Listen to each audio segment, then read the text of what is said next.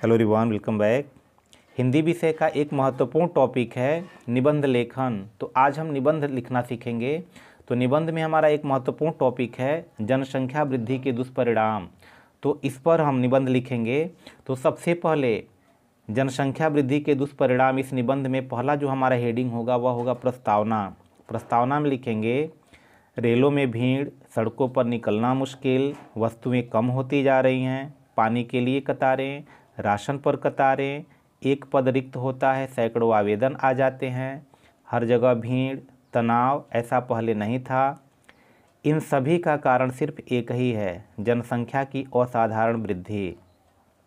तो प्रस्तावना में इस तरह से हम लिख सकते हैं। अगला जो हमारा हेडिंग होगा वह है बढ़ती जनसंख्या की समस्या। तो बढ़ती जनसंख्या की समस्या में क्या लिख सकते हैं? तो इसमें हो जाएगा आज जनसंख्या वृद्धि भारत के लिए एक विकट समस्या बन गई है। समाज की सुख संपन्नता को एक भयंकर चुनौती आ गई है। महानगरों का वातावरण आमजन के लिए अस्वास्थ्यकर होता जा रहा है।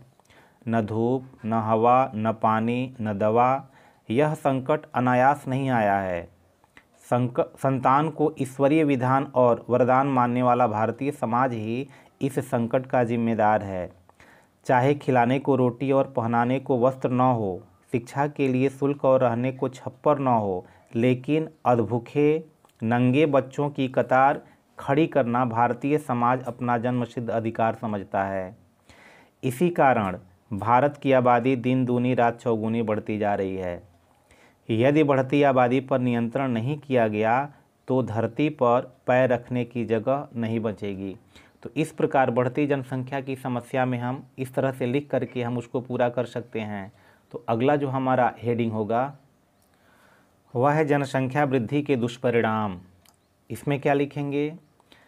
जब किसी समाज के सदस्य की संख्या बढ़ती है तो उसके भरण पोषण के लिए जीवनोपयोगी वस्तुओं की आवश्यकता पड़ती है, लेकिन वस्तुओं का उत्पादन तो गणतीय क्रम से होता है।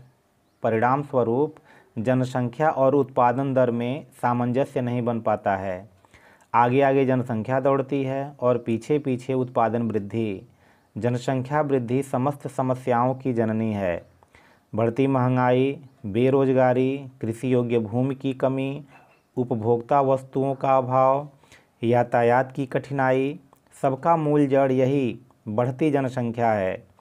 जनसंख्या वृद्धि देश की विकास और प्रगति का शत्रु है।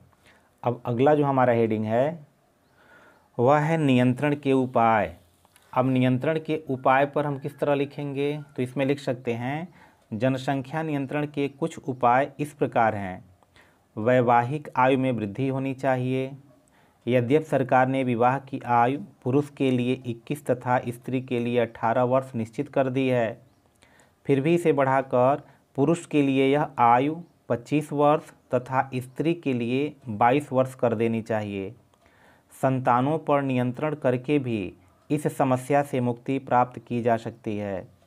परिवार नियोजन के अनेक उपाय अब उपलब्ध हैं। परिवार नियोजन जनसंख्या नियंत्रण का विश्वसनीय उपाय है। आज छोटा परिवार सुखी परिवार का संदेश जनमानस में व्याप्त हो गया है। अब इसके आगे हम सीधे उपसंहार लिखेंगे। और उपसंहार में क्या लिखेंगे कि आज अनेक कुप्रथाएं समाप्त हो रही हैं। बाल विवाह समाप्ति की ओर है। जो हमारा शिक्षित जनमानस है, जनमानस भी जनसंख्या वृद्धि के प्रति जागरूक है, किंतु परिवार नियोजन की पूरी तरह समाज को अपनाना होगा, तभी सफलता मिलेगी। तो परिवार नियोजन ही इसका जो मुख्य उपाय है नियंत्रण का, परिवार नियोजन ही इसको अपनाना होगा। तो इस तरह से हम लिख करके इस निबंध को